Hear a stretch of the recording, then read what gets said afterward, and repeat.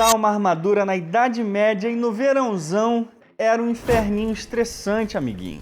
Mas hoje você pode aliviar o estresse do seu dia a dia com as roupas da Insider. Antes de gravar esse vídeo, por exemplo, eu peguei a minha blusa da gaveta e coloquei. E pronto. E o bom é que você não precisa nem passar porque ela própria desamassa no corpo com a tecnologia de modelar que ela tem. Além de ser muito leve e confortável para você usar em qualquer ocasião, além de poder levar ela para viajar. E ela tem versões masculinas e femininas também, e como ela é uma blusa de muita qualidade, você não vai querer usar outra coisa. E para te ajudar a sair desse desconforto aí, se liga nesse presentão para você.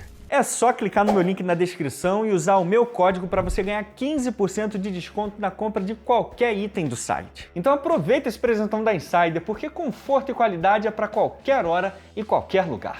Oi, meu nome é Thiago Braga, sejam muito bem-vindos ao Brasão de Armas. Esse vídeo vai ser diferente de tudo que você já viu aqui no Brasão de Armas. Eu tô até de costas pro meu estúdio que eu costumo ficar, ó, tá vendo aquela poltrona ali, atrás dos livros? E aí eu fico de costas pra cá e aqui na parede, que vocês não estão vendo por motivos óbvios, fica o meu cenário. Só que eu fiquei tão empolgado para fazer esse vídeo que eu não quis nem saber de montar cenário, de organizar as coisas. Eu sentei aqui na minha mesa e eu vim gravar para vocês. E aí eu tô na frente da câmera e na frente do computador aqui também com um monte de artigos, livros, matérias abertas. É porque hoje nesse nosso vídeo eu vou ficar o tempo todo na tela e na câmera. Na tela e na câmera. Isso porque hoje, senhoras e senhores, nós vamos falar sobre um estudo novinho em folha de armaduras versus flechas. Arqueiros versus cavaleiros.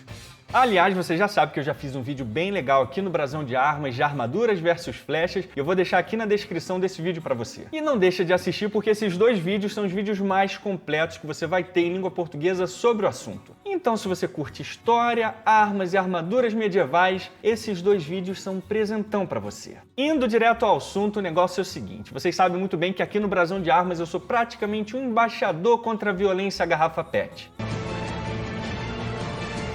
Porque para o estudo da história, esse negócio de ficar cortando garrafinha PET no quintal, esfaqueando as pobres coitadas, é simplesmente um negócio bem besta. Então ele tem que tomar medicamentos. Você paga mico dando uma de samuraizinho otaku fedido a CC e ainda desperdiça água no quintal à toa no meio de uma crise hídrica mundial, meu amigo. É mesmo. Mas alguns testes são profissionais e feitos por profissionais. E, senhoras e senhores, testes profissionais esse cara aqui faz.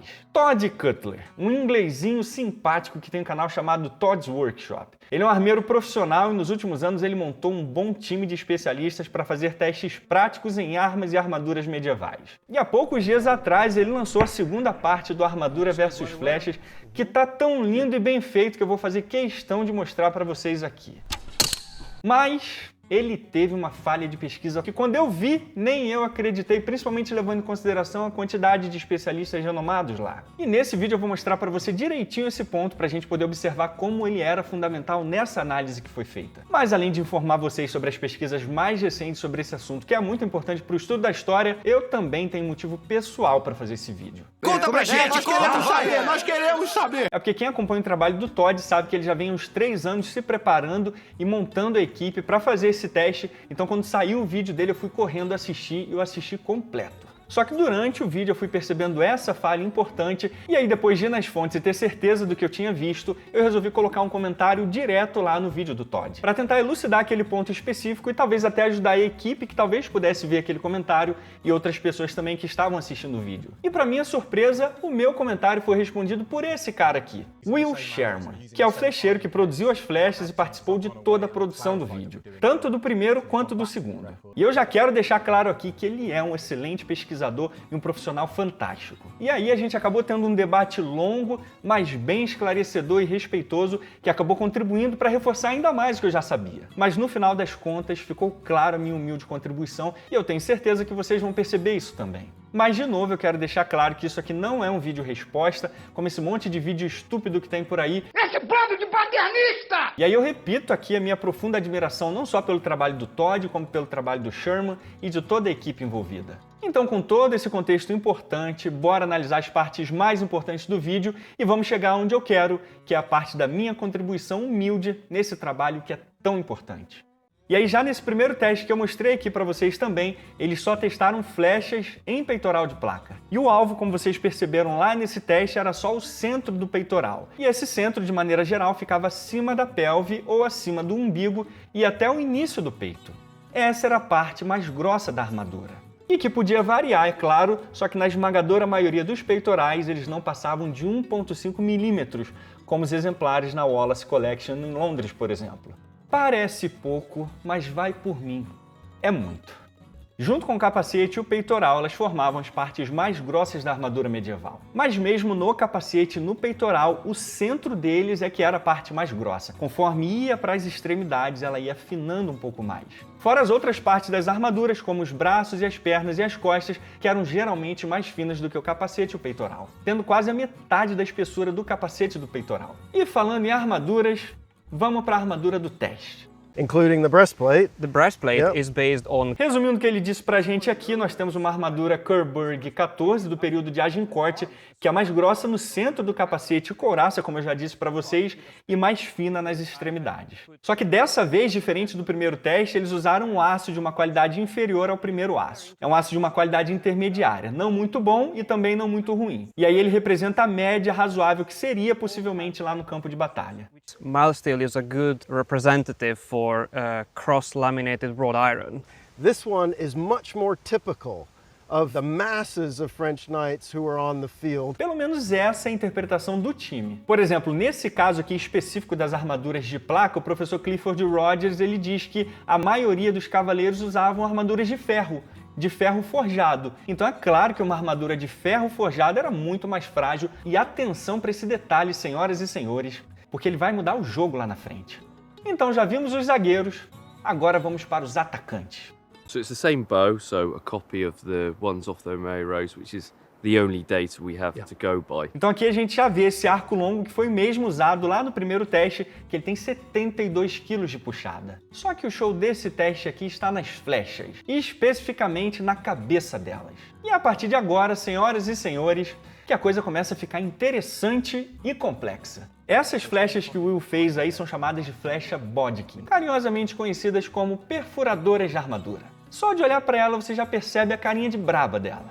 Ela tinha essa morfologia de 4 lados que era otimizada para perfurar quase tudo que ela visse pela frente. Quase tudo, porque tudo dependia de um detalhe fundamental. E os disparos vão mostrar pra gente agora. Primeiro vamos conhecer os tipos de flechas usadas aqui. O grande flecheiro Sherman fez 4 tipos de flechas para esse teste. E preste atenção em cada detalhe que eu vou falar das flechas aqui e tenta ver se você consegue acertar qual era a flecha mais forte no campo de batalha. Na primeira flecha foi usado o ferro forjado, que é o mais simples e frágil de todos. O outro foi Bloomer Steel, que era o melhor aço produzido, mais caro e também mais trabalhoso de se fazer. Também teve uma flecha feita com aço macio, que era um bom intermediário. E temos também uma flecha que é quase um fantasma medieval, o Case Hardened, algo como capa endurecida, que é um processo em que uma capa fina de aço é temperada na superfície do ferro macio. E aí, qual dessas flechas deve ter sido o pesadelo das armaduras de placa? Então bora ver algumas flechinhas voando por aí.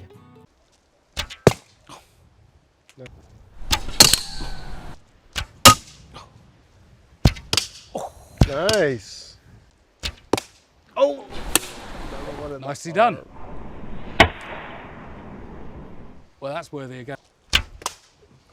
Resumindo o resultado das flechas, o fantasma das armaduras de placa foi a terrível Case Hardened. A flecha com aquela capinha de aço temperada no ferro. Ela foi a única capaz de perfurar significativamente as armaduras de placa. Até mesmo as áreas mais grossas da armadura, como a gente pode ver aí no capacete e no peitoral. Wow. So that's the one that really went through. And actually, look at the thickness of the metal there. I mean, it'd be interesting to measure it, but that's pretty substantial. If you go and have a peer at the hole, Yeah. another nice bite there. Yeah. And then there's this Ah. one that's gone through the skull. almost, Yeah. huh? It's made a hole. This is super significant. It's still glance, but look at that bite. You're right. You don't need scientific equipment to see that these are making a difference. Medieval people have no problem understanding the effect that that's having. É claro que até pelo impacto e a velocidade, essas outras flechas também eram capazes de machucar o cavaleiro. Mas a Case Hardened poderia matar e principalmente incapacitar os cavaleiros, tirando os caras completamente da batalha. E de acordo com o próprio Sherman, ela não era tão complicada de se fazer quanto o aço puro, por exemplo, e também não era tão simples quanto o ferro puro. Ficaria aí mais ou menos num custo-benefício entre o ferro simples e o aço puro. Aliás, na maior parte das vezes eu vou usar o termo em inglês para não correr o risco de traduzir de uma maneira errada, porque é bem complicado tentar traduzir alguns desses termos técnicos para a nossa língua e pode acabar complicando mais ainda do que ajudando. Só que eu não sei se vocês repararam, mas Todd e a equipe estão tristes, frustrados, enfurecidos. Case hardening. And it's infuriating because after looking at this, I swear they must have done it, but there is no evidence. Viu o motivo? But there is no evidence. Eles disseram que não há qualquer evidência que a Casey Harding tenha existido de fato. Só que tem, Todinho! Olha que notícia mais feliz! Existe evidência física e literária de que os flecheiros não só conheciam esse processo, mas também fizeram, e temos peças que chegaram até nós. E essa evidência está justamente em um dos estudos pioneiros e mais importantes sobre metalografia de flechas e armaduras medievais. A metalografia e efetividade relativa de pontas de flechas e armaduras durante a Idade Média. Um grande estudo liderado por Peter Jones. E eu acabei descobrindo esse estudo primordial em uma outra obra que eu já citei para vocês aqui várias vezes, do fantástico historiador Kelly DeVries e Clifford Rogers. Eles endossaram esse estudo do Peter Jones no seu fantástico periódico Journal of Medieval Military History, que eu já citei várias vezes para vocês aqui. E eu achei esse artigo do Peter Jones tão bom que eu fiz questão de comprar esse artigo no Science Direct. Paguei $30. Que poderia ser aplicado. Valeu a pena cada centavo. E nesse artigo, senhoras e senhores, nós temos uma análise completa de uma cabeça Bodkin que chegou até nós do século XV e que estão guardadinhas lá na Torre de Londres, na Inglaterra. Essa análise concluiu que a flecha passou pelo case hardening, que é o mesmo processo que Todd e companhia disseram que não havia evidência física nenhuma. Ou seja, esse estudo clássico de Jones, endossado por DeVries e Rogers, confirmam para nós que nós temos sim evidência arqueológica e física de uma flecha que passou por case hardening. Só que como Todd e a equipe disseram que não havia qualquer tipo de evidência de que essas flechas tivessem chegado até nós, eu resolvi contribuir com esse lindo trabalho deles, colocando esse estudo que eu tinha feito e citando a fonte, inclusive. E aí eu postei o seguinte comentário no vídeo completo do Todd para tentar clarificar esse ponto. Trabalho impressionante, Todd, mas temos evidências sobre pontas de flechas de aço endurecidas na era medieval, como Kelly DeVries afirma no seu Journal of Medieval Military History, no qual um teste metalográfico é realizado em algumas pontas de flechas medievais do tipo 16. Kelly e sua equipe concluíram que 3 dessas pontas de flecha eram de aço endurecida, então podemos enfatizar com mais certeza que eles realmente aplicaram aço endurecido nas pontas de flecha.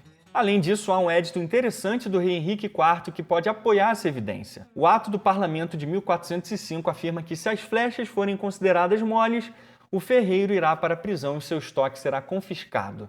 E aí, como eu disse para vocês, o próprio Sherman acabou respondendo esse meu comentário e deu para perceber nos demais comentários dele que ele estava bem decidido em relação ao que ele estava falando. E aí ele continuou dizendo nos comentários que não tinha nenhuma case hardening existente, e a flecha tipo 16, que eu citei no artigo de DeVries, que é inclusive aquela flecha com barbas, não se aplica nesse estudo. E que não temos nenhuma evidência de que exista qualquer case hardened, independente do tipo. Um outro estudo fantástico feito por Starley diz que o case hardening foi feito em 3 de 4 flechas tipo 16 analisadas, e que elas foram inclusive temperadas. Então, para mim, isso já seria o suficiente para derrubar o argumento de que não havia qualquer tipo de flecha de qualquer época que não tivesse passado pelo case hardening. Porque claramente tinham flechas assim, em especial essas flechas do tipo 16, que também faziam parte da Batalha de Agincourt. Só que o Sherman insistiu que aquelas flechas tipo 16 não eram válidas para o estudo deles, e sim as Bodkin tipo 9, que foram as que eles usaram no estudo. Só que até aquele momento eu estava tentando contra-argumentar de que havia outros tipos de flecha sim que passaram pelo case hardening. Então parecia que o debate estava chegando num beco sem saída e que a gente não ia chegar em lugar nenhum. Só que aí eu respirei fundo e resolvi voltar lá nos artigos do DeVries e do Jones para tentar analisar melhor o contexto e entender direitinho como funcionava o processo do hardening. E aí, nessa minha releitura, eu encontrei especificamente o autor falando sobre a flecha Bodkin. E aí, nessa releitura, eu acabei encontrando um processo se referindo à flecha Bodkin que era conhecido como carburizing. Tanto DeVries quanto Jones dizem que a superfície da flecha Bodkin passaram pelo processo de carburizing. E o carburizing era um dos processos, tanto hoje quanto na época, mais simples de fazer o case hardening nas flechas. Tanto é que alguns historiadores, como o próprio Mike Loades, usam case carburizing ao invés de case hardening. mas ambas querem dizer essencialmente a mesma coisa: colocar uma capa fina de aço endurecida na ponta de uma flecha de ferro forjada. Então, com essa informação coletada, eu resolvi voltar lá nos comentários e responder aquele comentário anterior do Sherman. E aí eu citei esse trecho específico na resposta. E a partir daí eu percebi o tom do Sherman ficando cada vez mais moderado, porque ele viu que o De Vries estava endossando um outro estudo e citando no seu próprio artigo. E aí, ao invés de continuar dizendo que não existem flechas case hardened, ele passou a dizer que não era norma. E nisso eu concordo completamente com ele. E aí eu respondi dizendo que em momento nenhum eu disse que as flechas case hardening eram as flechas padronizadas da época. Eu só disse e reafirmei que havia evidência física da existência delas, e que o processo não só era conhecido, mas que também era feito de fato. Aliás, endossados por testes e publicações importantes por historiadores respeitados. E aí no último comentário que ele me respondeu, ele admitiu o seguinte: nós sempre soubemos que eles sabiam e usaram o endurecimento de capa. Teófilos descreveu em detalhes já em 1100, mas isso não sugeria em nada que a flecha Bodkin padrão fosse case hardened. E aqui entra uma parte importantíssima na fala dele. Eu não estava ciente de nenhuma. Mas se você está dizendo que De Vries tem evidências físicas reais de uma case hardened tipo 9, ela também era temperada? De acordo com o próprio Jones, no seu mesmo estudo, ele diz que ela era case hardened e temperada também. Ou seja, agora ao invés de negar veementemente que não existia essa flecha, ele diz que não estava ciente da existência dela. O que é super natural, porque ninguém pode estar completamente ciente de tudo. O problema foi a negação entusiástica de toda a equipe do Todd em dizer que não havia evidência nenhuma dela. Só que mesmo com esse progresso do nosso debate, o que me deixou um pouquinho desapontado é que mesmo em face daquela evidência, ele ainda disse que ela era muito pouco importante e acabou minimizando o impacto desse achado. E ele disse o seguinte: se essa única Bodkin era realmente case hardened e temperada, então tudo que temos é apenas um exemplo no qual frustrantemente prova muito pouco. E é claro que eu discordei disso, porque para qualquer estudioso, qualquer pedaço de evidência é muito importante. Porque nós saímos completamente do campo teórico e vamos para o campo real. Saímos de um estudo teórico, como o próprio Todd admite, e entramos em um estudo baseado em evidência. Então essa flecha, mesmo sendo apenas uma, muda completamente o resultado do estudo. E foi isso que eu respondi no meu último comentário, então segue a resposta na íntegra. Respeito o trabalho que você fez, mas discordo completamente da sua afirmação de que o único Bodkin de capa endurecido prova muito pouco. Cada evidência acrescenta muito, principalmente para historiadores e arqueólogos. Com esse único pedaço de ponta, nós passamos de um teste teórico para um teste baseado em evidências. E isso muda tudo, de evidências inexistentes a evidências existentes. E mesmo que você ainda insista que essa única ponta de flecha prova pouco, ela ainda prova algo, o que é muito melhor do que nada do ponto de vista científico. Na verdade, a frustração de Todd no final do teste, quando ele diz que infelizmente não temos nenhuma evidência, mudaria para temos uma evidência de que uma ponta de flecha com carburizing foi encontrada. Mais uma vez, nunca disse que pontas de flechas endurecidas eram uma norma. De forma alguma. Não há um único comentário editado da minha parte em nossa discussão aqui. O que eu disse desde o início é que há evidências arqueológicas, incluindo flecha com carburizing tipo 9 Bodkin. E este estudo é realmente relevante. E aí eu parabenizei novamente o excelente trabalho dele e me despedi, e ele não me respondeu mais. Então aí está a minha análise e o meu debate com o Sherman.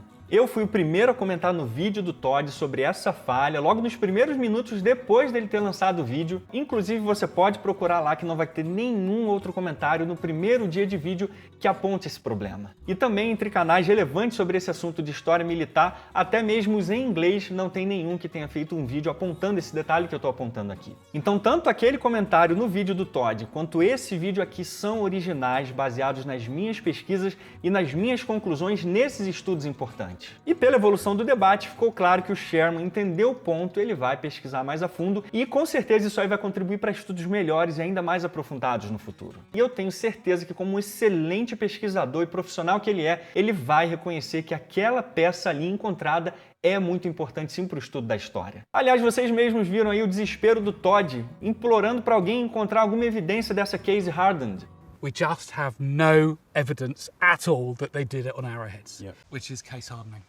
And it's infuriating because after looking at this, I swear they must have done it, but there is no evidence. Então o próprio Todd sabia da importância que um exemplar só poderia impactar no estudo dele. Então, tudo isso dito, eu vou concluir esse vídeo aqui com algumas análises importantes a respeito desse vídeo do Todd. E eu espero que possa contribuir ainda mais para esse estudo fantástico que o Todd e a equipe fizeram. O primeiro ponto que eu já queria deixar claro aqui é que, por melhor e mais profissional que seja o teste do Todd, ele não é definitivo e ele apresenta falhas também. Como essas, por exemplo, que eu mostrei aqui para vocês. Por isso eu sempre aviso vocês aqui, não peguem testes específicos e generalizem para qualquer época da Idade Média. O objetivo desses testes específicos é só para estudar aquele momento específico. Todd e a equipe são inteligentes demais para saber que aquele teste ali só representa, na melhor das hipóteses, aquela armadura e aquela flecha. Nesse teste aqui específico do Todd, eu vejo algumas afirmações do Capwell e do próprio Todd que vão contra outras afirmações do Rogers e do De Vries. Então ninguém e nenhum teste é o detentor da verdade absoluta. E um outro detalhe importante que eu queria destacar de novo na minha análise é sobre as pontas de flechas. O Todd e a equipe foram categóricos em dizer que não havia qualquer evidência de flechas Bodic em Casey Hardened até aquele momento. E essa foi uma negação grave porque eles não têm como saber todos os testes sendo feitos em todos os museus e em todas as coleções pessoais sobre flechas específicas. Então eles acabaram chamando uma responsabilidade muito grande para eles quando eles dizem que não havia evidência específica daquelas flechas. E é óbvio que essa certeza é simplesmente impossível de se obter. E vendo esse vídeo, outras pessoas poderiam acabar replicando esse mesmo tipo de certeza. Porque é óbvio que o trabalho do Todd e da equipe passa muita segurança, então muitas pessoas podiam acabar confiando cegamente no que estava sendo dito aqui. E aí, sem querer, a confusão ia acabar se espalhando mais ainda. E deixar de levar em consideração a existência dessas flechas de Casey Hardened leva a outro problema de conclusão do trabalho deles. É porque se eles tivessem reconhecido a existência dessas flechas no trabalho deles, eles teriam dissertado do porquê hoje nós temos tão poucas flechas desse tipo. Aliás, já existem estudos importantes publicados e também revisados pelos pares que trazem pra gente essa mesma conclusão. Esse aqui é outro artigo que eu também comprei da Taylor e Francis, que foram escritos por Paul Burke e David Withan, onde eles explicam que as técnicas necessárias para endurecer metais eram certamente conhecidas na época, mas o Casey Hardening pode ter sido perdido ao longo do tempo devido à corrosão pesada. Ou seja, aqui temos a explicação física do porquê hoje nós não temos tantas flechas assim disponíveis para estudar que contenham essa carburizing. Porque ao longo do tempo, aquela capa fina colocada sobre a ponta de ferro acabou sendo corroída. E no final só sobra ferro macio mesmo, como a esmagadora maioria das flechas que a gente vê nos museus. Em outras palavras, por causa daquela flecha específica, nós podemos concluir com bastante segurança que haviam sim outras flechas dessas na Idade Média, mas elas acabaram se perdendo devido à corrosão. E além disso, para corroborar ainda mais esse estudo, nós temos os éditos reais também que apontam essa preocupação em produzir flechas com capas endurecidas. Então temos crônicas da época, achados arqueológicos, testes práticos, tudo trabalhando em conjunto para a produção da ciência. Mas infelizmente o estudo do Todd acabou ficando incompleto por causa desse detalhe específico que poderia ter agregado muito mais à discussão. E que aquela flecha poderia mudar completamente o jogo no campo de batalha, como a gente viu no próprio teste do Todd. Então olha só quantos detalhes importantes vêm à tona só por causa da existência de algumas poucas flechas ou mesmo por causa de uma só. Aliás, não existe só o teste do Todd, não. Os estudos que eu citei aqui também realizaram testes importantes, catalogando aspectos importantes que nem mesmo o próprio Todd catalogou. E todos eles chegaram à conclusão de que as partes finas das armaduras poderiam sim ser atravessados pelas flechas. E que, na melhor das hipóteses, poderiam incapacitar o cavaleiro devido ao impacto do ferimento. E um dos pontos mais altos desse teste foi quando apenas uma flecha conseguiu perfurar duas placas juntas e ao mesmo tempo. Did penetrate two separate layers of steel, which is already hard by itself. Right. But it did jam the articulation, so you will be able to fight, but you'll start having problems. His whole right arm is almost immobilized. Agora, a gente está falando aqui de testes levando em consideração flechas isoladas. Agora, some-se a isso a centenas, milhares de flechas sendo disparadas ao mesmo tempo sobre os cavaleiros. Flechas vindo literalmente de todos os lados. Cavaleiros correndo em direção às flechas, cavaleiros sobre cavalos indo em direção às flechas e somando a velocidade. Além de boa parte das armaduras serem de ferro macio. Os resultados eram muito variáveis no campo de batalha medieval. Então esses testes específicos aqui parecem comprovar com muita segurança exatamente o que as crônicas e as pinturas da época mostram para nós.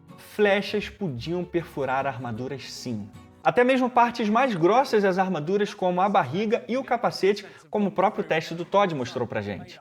Por outro lado, também ficou claro como as armaduras eram capazes de defletir várias flechadas, principalmente nas partes mais anguladas e grossas das armaduras. Então sim, a armadura do cavaleiro também poderia salvá-lo em várias ocasiões. Só que no final das contas a gente nunca vai saber qual era a real proporção entre flechas perfurando armaduras ou não. As variáveis no campo de batalha eram grandes demais, mas tanto armaduras quanto flechas parecem ter tido seus grandes momentos de glórias uns contra os outros. Mas o ponto mais importante de todos esses estudos é que flechas podiam sim atravessar armaduras de placas, e que as armaduras não deixavam os cavaleiros invulneráveis como muita gente pensa. Mesmo nas partes onde havia aço, ela poderia perfurar e poderia incapacitar o cavaleiro se não matar. Embora é claro que isso não acontecia facilmente. E aí entram as saraivadas de flechas que podiam aumentar ainda mais a chance de sucesso do arqueiro. Mas tudo isso só podia acontecer porque o campo de batalha medieval era extremamente heterogêneo, com qualidades de flechas e armaduras variando muito de cavaleiro para cavaleiro. E qualquer análise jamais pode deixar qualquer um desses fatores de lado. E acabou, pô! Eu quero finalizar de novo reafirmando meu total respeito pelo Todd, pelo Sherman e por toda a equipe que faz esse trabalho fantástico para nós. Graças a eles, a gente consegue compreender e entender muito melhor a história. Por isso, não deixa de ir lá, curtir, compartilhar, comentar, se inscrever no canal do Todd. E no final, eu só espero que essa minha humilde contribuição tenha chegado com bons olhos lá, possa ajudar e a contribuir cada vez mais para eles entregarem um trabalho tão fantástico assim. Então, fechamos aqui e a gente se vê no próximo Brasão de Armas. Até mais!